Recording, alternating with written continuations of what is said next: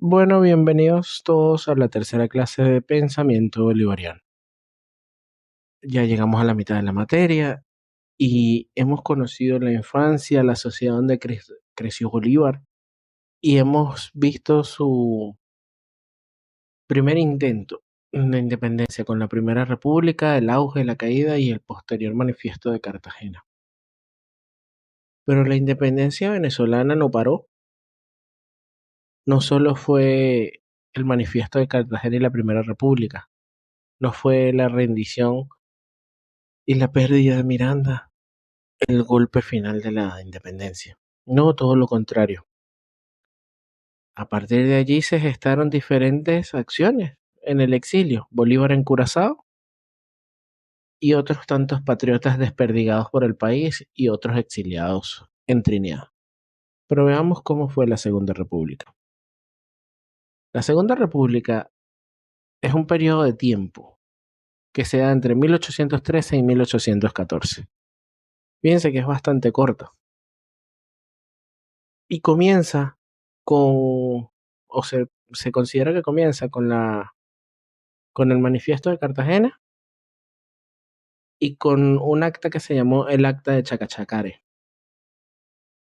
Estos son unos patriotas que fueron exiliados a Trinidad, o bueno, fueron exiliados, no, se exiliaron a Trinidad luego de la caída de la Primera República y eran dirigidos por Santiago Mariño.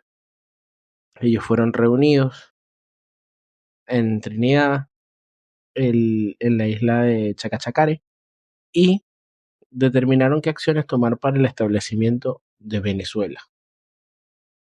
Allí se firmó un acta que responde al nombre de la misma ciudad, y ahí se designó, por ejemplo, a Santiago Mariño comandante de una expedición en la búsqueda de recuperar la República. Y es que se considera que la capitulación que fue firmada ante Monteverde fue violada en, al perseguir a los patriotas. Y es que entonces, en ese periodo empieza, Bolívar se traslada de Curazao a Cartagena y los patriotas de Oriente deciden empezar lo que se conoció como la primera campaña de Oriente. Eso ya se dio en 1803 y quiero que se den cuenta de que esta república fue un año. Un año y ustedes van a ver cuáles fueron los factores más importantes para la caída de esta república. La campaña de Oriente comenzó con la toma de Güiria, en la que daba inicio el nacimiento de la Segunda República, mientras que Bolívar se trasladaba de Curazao a Nueva Granada y se organizaban sus fuerzas para desarrollar ese mismo año lo que era la campaña admirable. Entonces se le daban dos frentes a los realistas, un frente oriental y un frente occidental. El primero que se abrió fue el oriental con la llegada de Mariño, la toma de Güiria, y empezaron con, con el avance hacia Cumaná. Los independentistas avanzaron, tomaron Güiria, fueron hacia Cumaná e intentaron resistir los realistas esa invasión. Sin embargo, ellos se retiraron y hasta que el 2 de febrero ya de ese año, fíjense que eso ocurrió, el asalto de Güiria fue el 13 de enero, ya el 2 de febrero el hermano de Bermúdez ya estaba tomando Maturín. Cuando esto sucede, Monteverde reaccionó y se fue con hombres, con varios hombres hacia Oriente a defender la población. Y en esa campaña de Oriente se da la batalla del Alto de los Godos, porque intentaba tomar Maturín, pero siempre fue derrotado por Piar.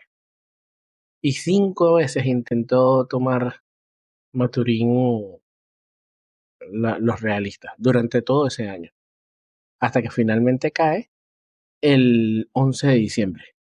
Pero, ¿qué fue lo que pasó en esa campaña de Oriente que es destacado? Uno, la figura de Manuel Piar quien defiende Maturín y Santiago Marín junto a Mariño y Bermúdez durante todo el año manteniendo ese frente abierto. Primero contra Monteverde, quien después, ante, ante la ofensiva de Bolívar en la campaña admirable, se dirige a Caracas y busca ir hacia Barcelona, llegar a Caracas para detener el avance de Bolívar en el occidente del país. Juan Manuel Cajigal queda allá, en Oriente, Monteverde va al occidente. Ya tenían los dos frentes bien establecidos.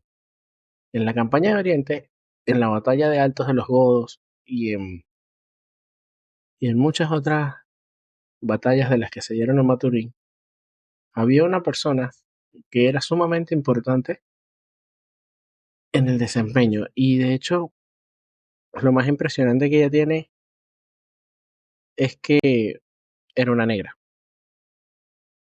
Durante la campaña de Oriente fue la primera vez que se habló de Juana Ramírez. También la conocen como Juana la Avanzadora.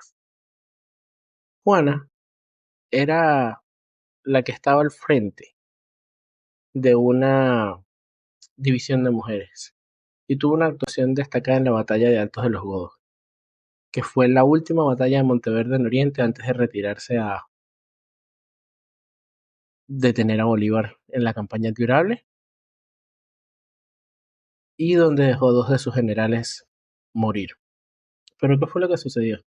En esa batalla del Altos de los Godos, que es probablemente la batalla más significativa de la batalla de Oriente antes de la campaña de Oriente, antes de la caída de Maturín,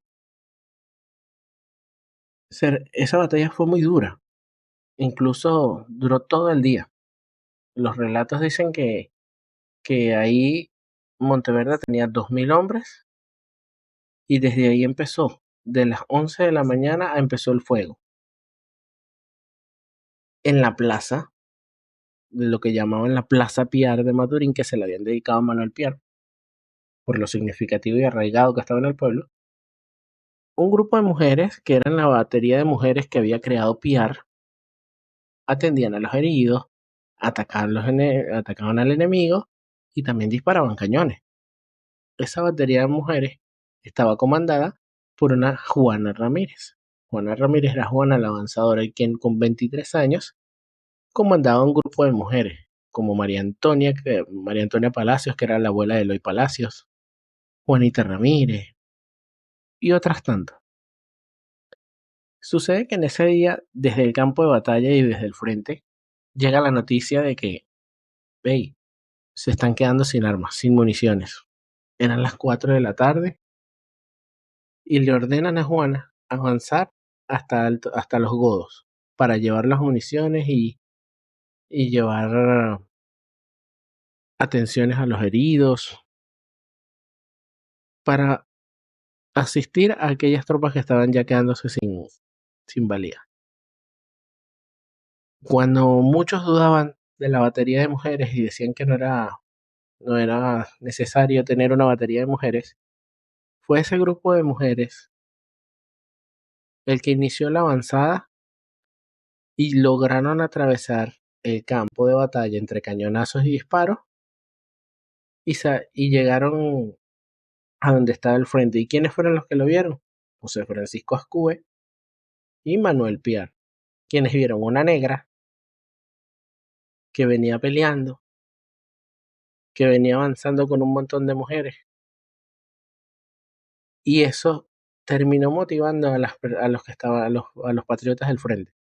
Con lo cual Monteverde, al ver tal arremetida de mujeres y de personas al campo, huyó y ahí abandonó a Antonio Bosch y a Pedro Cabrera, y quienes murieron después bajo las lanzas patriotas. Eso fue lo más importante. Después de eso, Juan Ramírez dio muestras de su grandeza y enterró a todos los realistas y se salvó Maturín ese día. Hasta 1800, hasta el 11 de diciembre de 1814, cuando Francisco Tomás Morales, el lugarteniente de Boves, toma la ciudad. Y ella pasa a la clandestinidad y continúa luchando por allá por las montañas del Tigre y muere de 66 años con 4 hijos. Esa es la historia más destacada de la campaña de Oriente. Pero es que a la par de todo eso se estaba dando la campaña admirable, que era un movimiento que, que fue victorioso militarmente desde el punto de vista de Bolívar. Porque fue apoyada desde las Provincias Unidas de Nueva Granada, por lo que es hoy actual Colombia. Y consiguió el occidente de Venezuela, conquistarlo todo, liberarlo. Que era Mérida, Barinas, Trujillo, Caracas, todo eso, lo consiguió liberar. Y es cuando a él le confieren el título de libertador. Pero la campaña admirable fueron un conjunto de éxitos militares que tuvo. Primero llegó en 1813 y tuvo la batalla de Cúcuta y venció. Y de ahí lanzó la campaña admirable.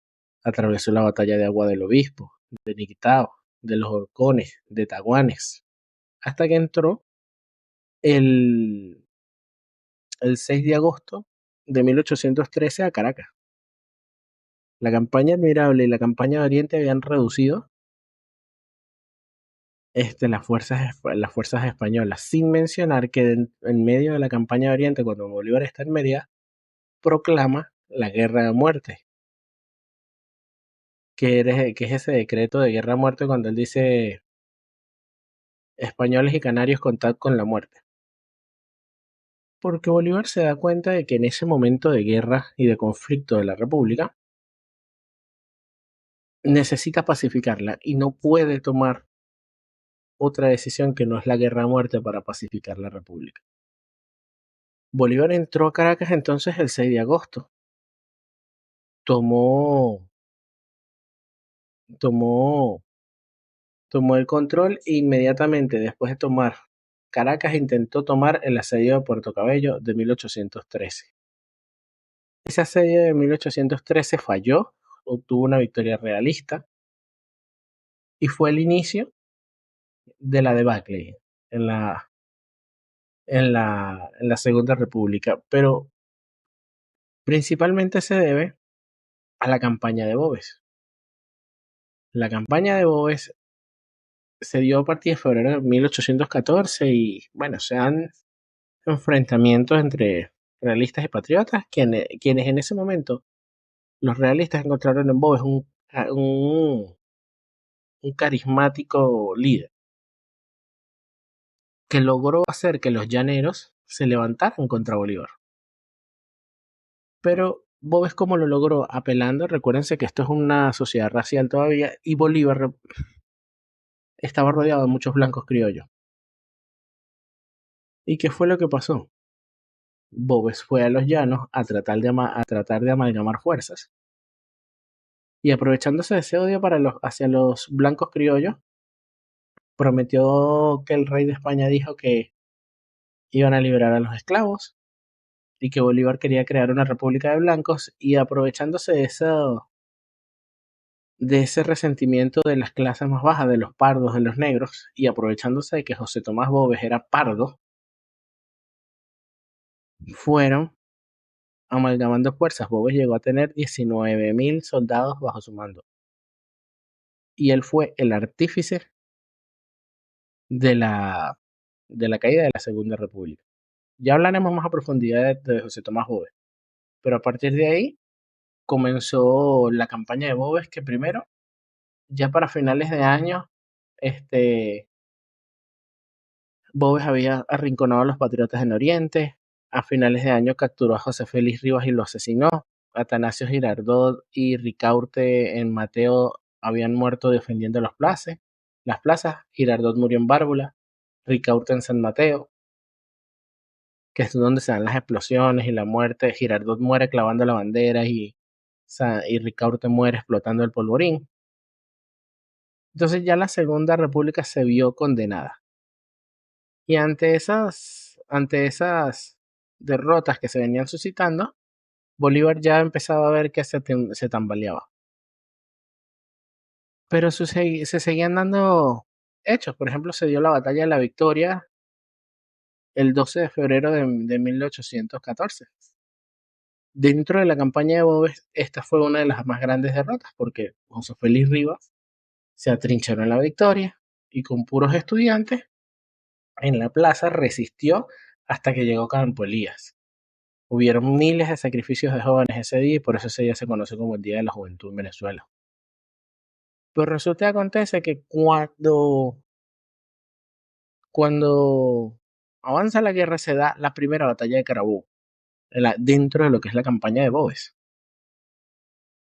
Y a pesar de ganarla, a pesar de la victoria, valga la redundancia, en la batalla de la Victoria, se da la segunda batalla en la puerta y se caen en esa batalla. Al perder la batalla de la puerta, Caracas queda libre, abierta de par en par para la entrada de los realistas. En ese momento se da un fenómeno que es la migración a Oriente y Occidente. La migración a Oriente fue comandada por Bolívar y fue una marcha de mujeres, ancianos y niños que fue muy dura, porque Bolívar los lleva a Barcelona, hacia Oriente. ¿Por qué? Porque se sabía que José Tomás Boves era una persona muy dura, muy sanguinaria. No era clemente, no tomaba prisioneros. Y por ello, cuando Caracas cayó, los que quedaron allá esperando clemencia de Boves fueron ejecutados en masa. Unos porque colaboraban con los rebeldes y otros porque permitieron que Caracas cayera. Por su parte también se dio una migración a Occidente, que fue comandada por Urdaneta con otros jefes militares, en los cuales se refugiaron en los llanos. Pero ustedes dirán, ¿todo esto se dio aislado del mundo? No. ¿Por qué Bolívar elige 1813 para atacar? Porque en Europa se están dando las guerras napoleónicas. Acuérdense que hablamos de José Bonaparte que asumió el reinado en España, que Fernando VII estaba capturado, que su tío Carlos también, entonces no había rey, el rey era José Bonaparte I, pero España no se quedó así, es un periodo bastante convulso porque se da la guerra de independencia española, independencia de Francia, ojo. Que en medio de todo esto, Napoleón pierde la guerra de independencia española, producto que los empiezan a ayudar los rusos, los rusos, los prusianos, los austríacos se hacen una coalición y empiezan a luchar contra Napoleón. Llega un punto donde Napoleón firma el Tratado de Versailles y restaura los derechos de Fernando VII. Es tan así que ni siquiera llegó a ejecutarse como tal, simplemente se firmó, pero se dejó ahí. Y el avance de las fuerzas europeas, de la coalición europea, permitió que Napoleón dejara en libertad a Fernando VII, quienes ese mismo año de 1814 dieron un golpe de Estado contra los que estaban gobernando la España en su ausencia, y por eso es que a Fernando VII se le conoce como el rey ausente, porque en su ausencia se había instaurado un intento de república liberal, al mejor estilo de la Revolución Francesa. Fernando VII da un golpe de Estado y restaura el absolutismo de la República. Todo este periodo de inestabilidad en España coincide con la Segunda República, tanto en duración como en fechas de finalización. Porque para 1813 ya había caído la corona, para 1814 regresa. Entonces se ve por qué se enfrenta la debilidad de Bolívar y la debilidad de la Segunda República en este caso. Pero posterior a esto se da un fenómeno muy importante, que es el fenómeno de el urogallo, o como también lo conocían, el taita, José Tomás Boves. José Tomás Boves era un blanco peninsular, bueno, era un peninsular más que un blanco, porque era pardo. Nació en Oviedo, en Asturias, y murió en la batalla de Urica. Durante la Primera República, Boves trató de sumarse a la revolución independentista. Fue rechazado lo acusaron de traidor, lo sentenciaron a muerte por enemigos personales que él tenía, y eso causó que su negocio, al cual se había dedicado luego de que él fuese exiliado de España, porque él en España fue exiliado por contrabandista, él llega aquí, monta una pulpería, un negocio que era estigmatizado por los bancos blancos criollos, y una vez que pasó esto del juicio y la sentencia a muerte, sus enemigos saquearon a su pulpería y fueron a buscar a su mujer, a la cual violaron y mataron frente a su hijo José Tomás, José Bóves, Francisco Bóves, algo así que se llama. Lo matan frente a su hijo y él es capturado. Pero cuando la ofensiva de los jefes militares de ese entonces lo liberaron, que era Antoñanza, Zuazola, entonces lo liberaron y se unió a la columna de Domingo Monteverde. Esa fue la actuación. Por supuesto, él también participó en la toma de San Juan de los Morros, que fue súper sangrienta.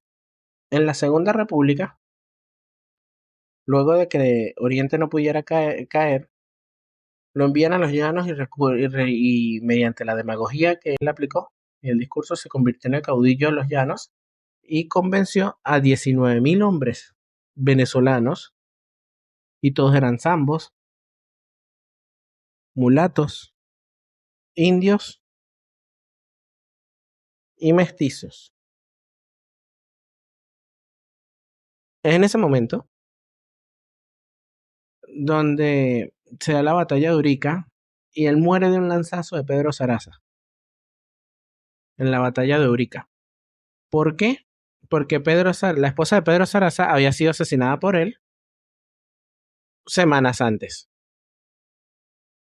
En el caso de Boves, suya fue la victoria de la segunda batalla de la Puerta, donde derrotó a Mariño, a Santiago Mariño. Asedió Valencia y finalmente causó lo que era la migración a Oriente. Y ahí fue, bueno, él participó en la persecución de esa migración y se dio toda la captura de José Félix Rivas.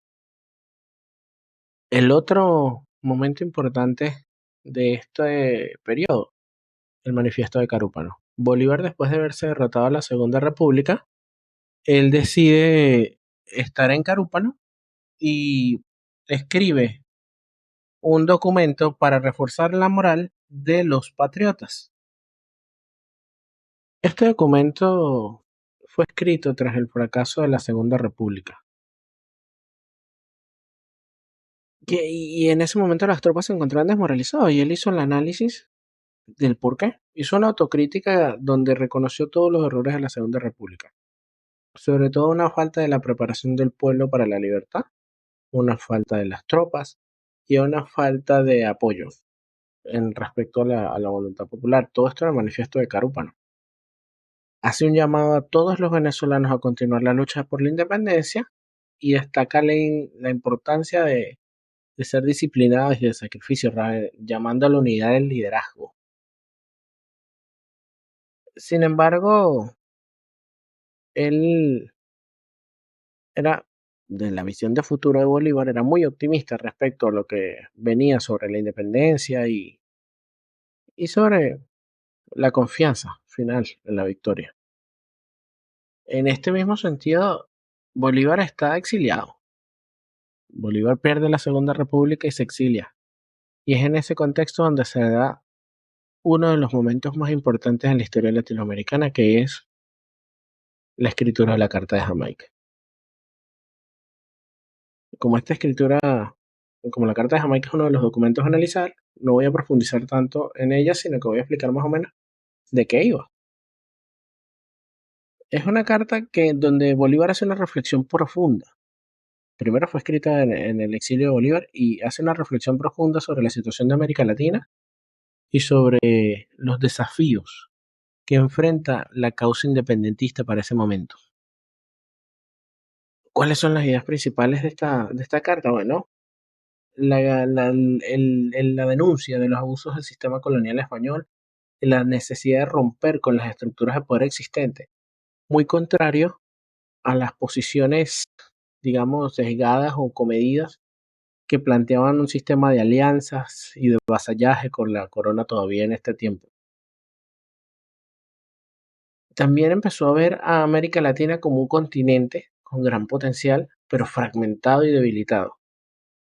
Y empieza a explicar y a ver o a esbozar la posible unión latinoamericana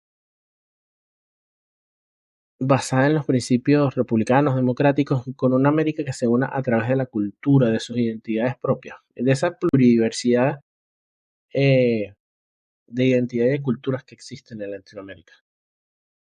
Y por supuesto, hace un análisis geopolítico de cómo, de cómo la geografía ha influido en el desarrollo de América, cómo ha sido expoliada de sus riquezas, cómo ha sido en algunos casos más ralentizado su desarrollo porque no es prioritario.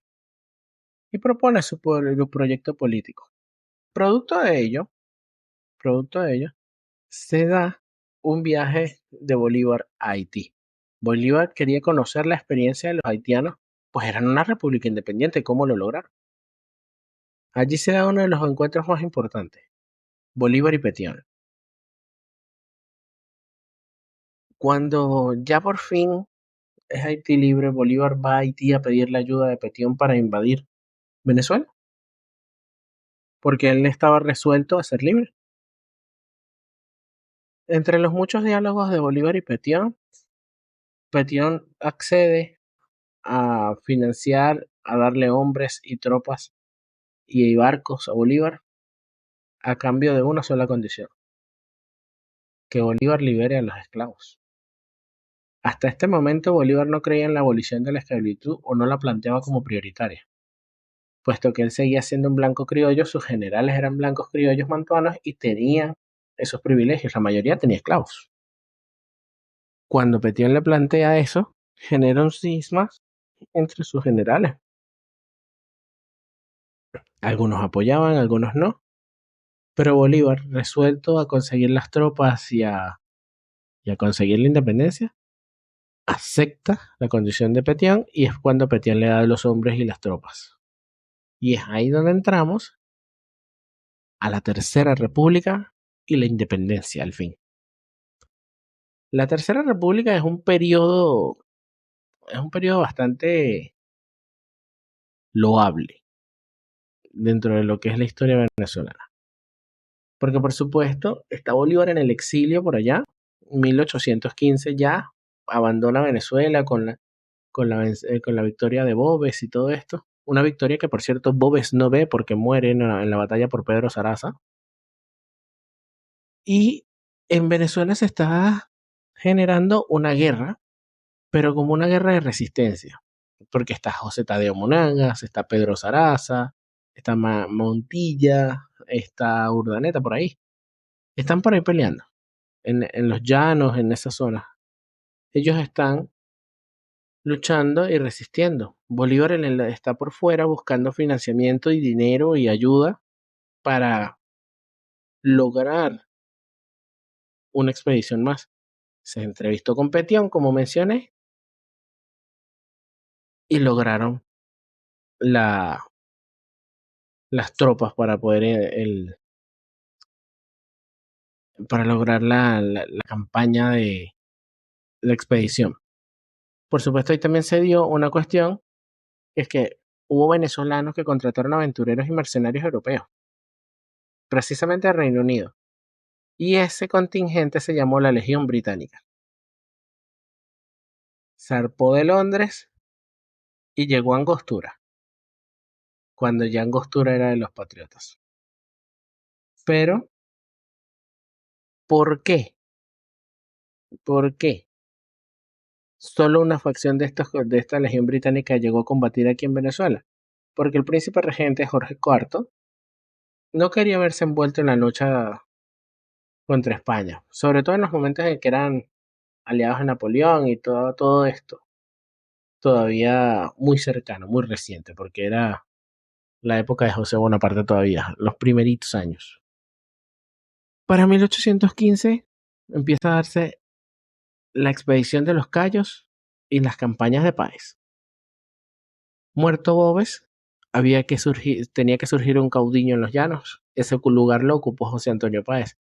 Al morir Boves en Urica, la mayoría de los llaneros de las tropas de Boves reforzaron lo que fueron los cuerpos de Páez, las tropas de Páez. Es aquí donde empieza la expedición de los Cayos. La expedición de los Cayos llega desde Haití y son dos invasiones que conduce Bolívar. Empiezan en 1815, se planean y se ejecutan durante el año de 1816.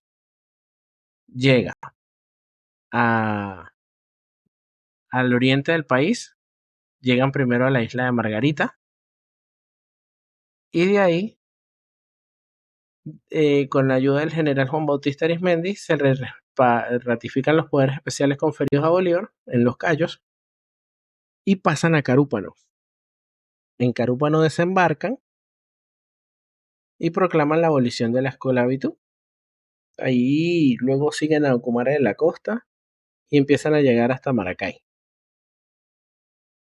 Pero Francisco Tomás Morales, quien había tomado el mando de la tropa de Boves a su muerte porque era su lugarteniente, los hace retirarse. Los hace retirarse de esa zona y queda, como digo, Bolívar se embarca y se retira, pero queda la mitad del parque de armas y la mitad de los soldados bajo el general MacGregor, quienes emprenden una retirada por tierra hacia los valles de Aragua. A través de los valles de Aragua hacia oriente.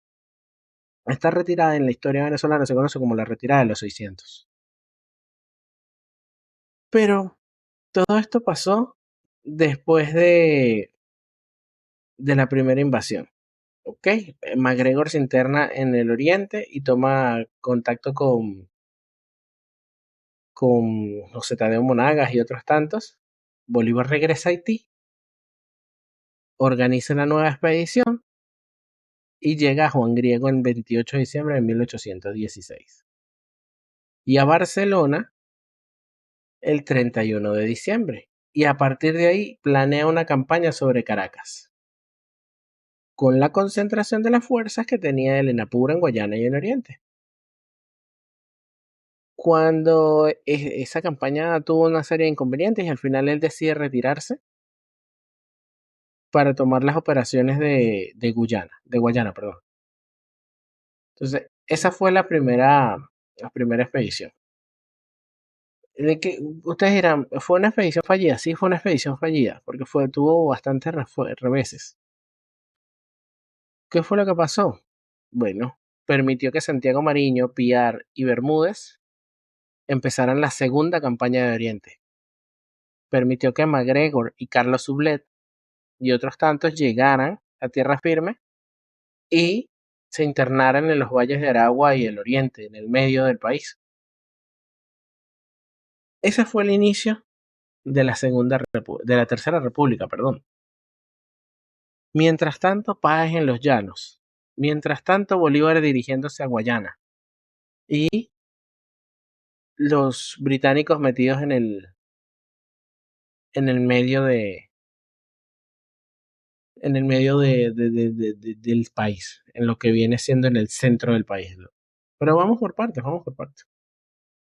Ahora hablemos de lo que es la campaña de Guayana. La campaña de Guayana ocurrió en 1816-1817 y fue la segunda campaña que se llevó en la guerra de independencia por los patriotas venezolanos. Esta campaña de Guayana tuvo la batalla de Clarines, la primera de Angostura, la de Cumaná, la batalla de Barcelona, la batalla de San Félix, de Pagayos y la segunda batalla de Angostura. Esta ofensiva republicana consiguió la unificación de todos los rebeldes bajo un único mando. Se creó un Estado Mayor General de los Ejércitos y se nombró a Angostura como capital de la República. Las consecuencias de las victorias que obtuvieron los patriotas en Guayana fueron trascendentales para la independencia, porque el control de ese territorio dio a los republicanos una cantidad de, de poder económico para financiar sus esfuerzos, y asimismo lograron comunicarse con el Apure donde estaba José Antonio Páez, y quien se había erigido como el nuevo caudillo llanero. El Orinoco era una gran línea defensiva, permitía la comunicación en transporte, y Guayana y Apure, ese eje, fue lo que rompió, digamos, el estancamiento que tenían los republicanos desde 1814, que siempre tenían que pelear a la defensiva. Bolívar dejó Guayana y decidió irse a los Llanos, donde se entrevistó con Páez y empezó una serie de campañas que serían conocidas como la campaña de Apure, el Centro y de Nueva Granada. Pero antes de esas campañas se dio la campaña de Margarita, en la cual participó el general Juan Bautista Arismendi. Luego se dio la campaña del Centro, donde por fin Bolívar se centró en conquistar la ciudad de Caracas. Fue aceptado el liderazgo de José Antonio Páez y participó Pedro Saraza, José Gregorio Monagas, Rafael Urdaneta, Manuel Piar. Empezaron a unirse las fuerzas. Ahí es donde empezamos a ver líderes como Pedro León Torres o José Antonio Anzoátegui, quienes se encargaron de garantizar la victoria en ese caso. En Apure se dio por la ofensiva de Pablo Morillo al Apure, y Bolívar, para defender la base importante de los patriotas, se movilizó y empezó a luchar junto a Páez. Morillo luchó varias veces contra Páez, y la victoria principal de Páez se llama las Queseras del Medio. Las Queseras del Medio, cuando Páez parecía derrotado y estarse replicando, cuenta la leyenda que gritó "vuelvan caras", y la batalla terminó, porque los llaneros destrozaron a las tropas realistas de Morillo, quien tuvo que replegarse, y Bolívar lo persiguió hasta Calabozo, para pasar lo que vendría siendo la época de lluvias que venía en ese tiempo. Luego de eso viene lo que es la campaña de Nueva Granada. Habiendo vencido en las 3 campañas anteriores, controlando lo que es la isla de Margarita con Arismendi, el Centro con José Antonio Anzoátegui, Santiago Mariño y otros tantos, Apure estaba seguro con los lanceros de Páez, Bolívar se dirige a la Nueva Granada y comienza lo que se llama la campaña libertadora de Nueva Granada. Ahí conoce a Francisco de Paula Santander y decide liberar la Nueva Granada del dominio español. Esto era el preámbulo del gran proyecto de Bolívar de la creación de la República de Colombia. A partir de ahí tomaron las fuerzas en combate, que eran el Imperio Español, Nueva Granada, la Tercera República Venezolana y la Legión Británica. Se dieron las batallas de Paya, del Paso de los Andes, de Topaga, del Pantano de Vargas y de Boyacá. Cuando se vence en la batalla de Boyacá, se considera el final de la campaña, porque capturan al coronel Barreiro, quien era el realista en ese caso, realista a cargo del ejército. Eso fue por allá en 1819. Luego viene lo que es el sello definitivo de nuestra independencia. Y viene siendo ¿cuál? La batalla de Carabobo. Bueno, la segunda batalla de Carabobo.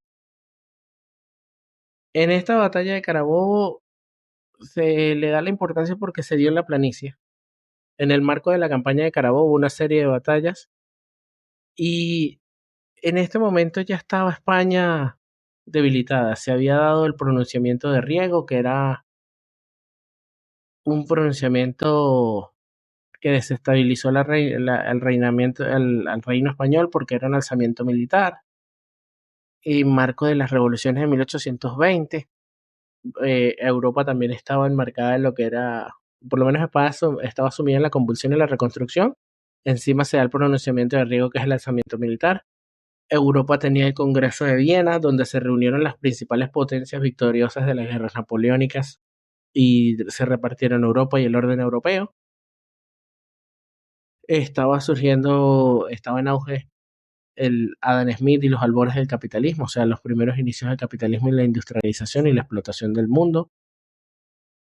Por su parte, estaba Norteamérica promulgando la doctrina Monroe con el presidente James Monroe y su era de la buena voluntad, cuando dijo que América era para los americanos, donde los americanos eran ellos. Y Bolívar, entre todo ese contexto, estaba liberando un país, pero siempre viendo geopolíticamente la Unión Latinoamericana como un polo de poder para poder enfrentar lo que vendrían siendo las potencias, poder enfrentar y competir con las potencias norteamericanas y europeas. Con la victoria de la batalla de Carabobo se sella finalmente la independencia de Venezuela y se derrota a las fuerzas realistas. Antes de la batalla de Carabobo, el 15 de febrero de 1819 se instaló el Congreso de Angostura. Y allí fue pronunciado el discurso de Angostura, que se dio al contexto de las guerras de independencia de Colombia y Venezuela, y se le ratificó como libertador, como general en jefe. Y aunque para ese momento Bolívar plantea su visión y su objetivo panamericanista en ese momento, la cuna del panamericanismo. Luego se dio lo que en la Tercera República de 1821 a 1823, lo que era la campaña de Occidente, en la cual ya Bolívar no participó, sino que la llevó a cabo Rafael Urdaneta, a quien Bolívar lo llamaba el hombre de las responsabilidades, porque era el hombre que le daban las responsabilidades más difíciles de cumplir. Luego en la Tercera República tenemos a Angostura como periodo sin traer. Como mencioné, el Congreso de Angostura se hizo en 1519. Se instaló el Congreso y se pronunció ese discurso de Angostura. Y es que tenemos que tener en cuenta tres cosas. Bolívar propuso en el discurso de Angostura un proyecto de República Federal para Venezuela.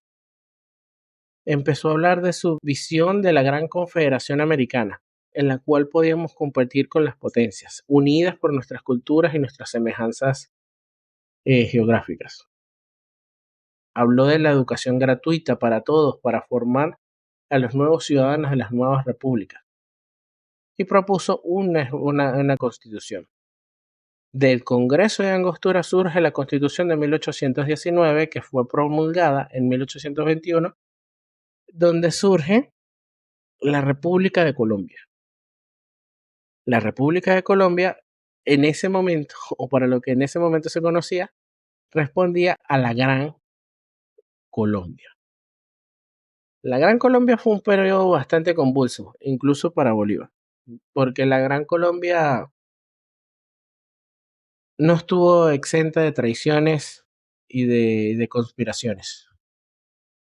Bolívar, después de Angostura, ¿cómo te explico?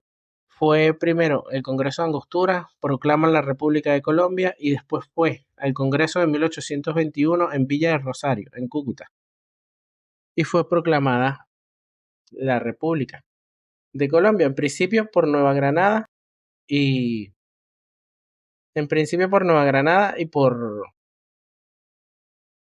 y por Venezuela. En este contexto fíjense que en este caso Perú no se suma a la Gran Colombia, pero en este contexto de 1821 se da lo que es las conspiraciones después de este Congreso y el establecimiento de la República, que comienzan a darse la campaña del sur, donde se libera Ecuador y después se anexa Panamá, y se dan otras cosas, comienzan a darse conspiraciones, como la Cosiata, que empezó en 1826 se consagra en 1830 con la separación de Venezuela, con Páez a la cabeza traicionando a Bolívar. Se da la guerra con Perú por límites fronterizos que desestabiliza la república, pues Bolívar tiene que dejar el gobierno en un presidente interino mientras él va a afrontar la guerra con Perú. Se zanja con una solución diplomática. Luego se da lo que es la Convención de Ocaña, donde los principales próceres de Latinoamérica discuten sus posiciones. Y llegamos a un periodo de cumbre, digamos, de lo que es la Gran Colombia y la vida de Bolívar, con la conspiración septembrina. En la conspiración septembrina ya estamos viendo las divisiones del bolivarianismo y el santanderismo. Con la Convención de Ocaña empezó la discusión. ¿Es santanderismo? ¿Es bolivarianismo? ¿Es centralismo? ¿Es federalismo? ¿Es una legislación robusta? ¿Es una legislación endeble? ¿Había que liberar América? ¿No había que liberar América? ¿Había que seguir la campaña del sur? ¿No había que seguir la campaña del sur? La crisis entre Bolívar y Santander derivó en unas grandes diferencias. Trató de separarse Panamá, se desató la guerra con el Perú más cruenta y comenzó una cuestión que se llamó la conspiración septembrina. Allí tiene un rol muy importante una señora que se llamó Manuelita Sáenz. Manuelita Sáenz, quien era acompañante del Libertador en ese caso, tuvo un papel. Aquí que se confabularon, luego de la Convención de Ocaña, los liberales.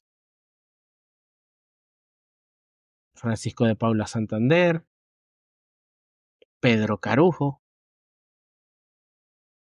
y Bolívar, y particularmente quienes estaban conspirando contra el magnicidio, fue Francisco de Paula Santander y sus allegados, Pedro Carujo, que era el comandado, y otros tantos que intentaron asaltar lo que era el entonces Palacio Presidencial. Bolívar en la mitad de la noche, medio desnudo, armado nada más con una pistola, fue sorprendido y fue Manuelita Sáenz quien lo defendió junto a la servidumbre, dándole la oportunidad al Libertador de escapar. De hecho, cuando ustedes van a, la sede de la Cancillería colombiana pueden ver un escrito en latín donde se hace referencia a la ventana por la cual se salvó el Libertador y todo esto. En este periodo de tiempo Bolívar ya empieza a visualizar la separación de Venezuela y la conspiración de la Cociata seguía avanzando y Bolívar convoca lo que es el Congreso Admirable en diciembre de 1928 que se termina estando en 1830. Cuando en ese Congreso Admirable, pues los que se le llamó así porque los que estaban ahí eran los más ilustres de los ilustres, los más condecorados, los más vencedores de la guerra, se intentó salvar la república, sin embargo, Bolívar propuso su renuncia en la primera sesión, que no fue aceptada porque no era la competencia según el Congreso. Sin embargo, para mayo de ese año ya habían aceptado la renuncia e iban a promulgar una nueva constitución con un nuevo gobierno donde ya no estaba Bolívar. Pero la constitución no fue promulgada, o fue promulgada, pero nunca fue aplicada como tal, nunca entró en vigor, porque se dieron la separación de Venezuela con el Congreso de Valencia y Páez, ratificado como presidente, se dio la separación de Ecuador posterior, con, con la redacción de la República, eso fue por allá por agosto de 1830, no, en junio de 1830, se dio la separación de Panamá por agosto de 1830 y así fue desmembrada la Gran Colombia. Así fue desmembrada la Gran Colombia. ¿Cómo termina el proceso de la Gran Colombia? Con la muerte de Bolívar en 1830, en diciembre. Habiendo muerto Sucre en este periodo de tiempo, habiendo sido asesinado, habiendo visto su sueño desmembrado, Bolívar enferma, llega a Santa Marta donde finalmente muere. De 47 años de edad, rodeado de sus hombres más leales. La Gran Colombia duró poco más después de la muerte de Bolívar, donde Urdaneta asumió la presidencia total, legisló un año, después se dio el poder al último presidente de la Gran Colombia, quien la disolvió definitivamente. Este es un análisis que tenemos que hacer necesariamente de, de lo que es la República de Colombia y cómo repercutió esto en el pensamiento del Libertador. El Libertador fue un hombre de dificultades y por ello su última proclama rezaba que sus últimos votos eran por la felicidad de la patria y que si su muerte contribuía a que cesaran los partidos y se consolidara la unión, él podría bajar tranquilo del sepulcro. Bolívar murió presenciando sus esfuerzos a la libertad de Latinoamérica exitosos, pero no así los esfuerzos por el panamericanismo. La realidad es que la época de la Segunda, la Tercera y la Gran Colombia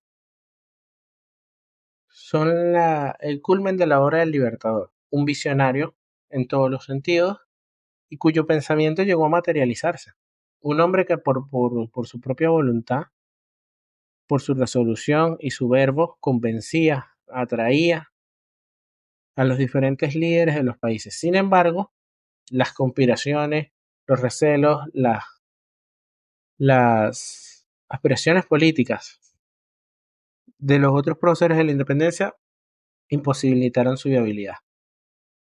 Bolívar siempre se opuso a lo que era la doctrina Monroe de América para los americanos, porque él lo escribió, se lo dictó su decán.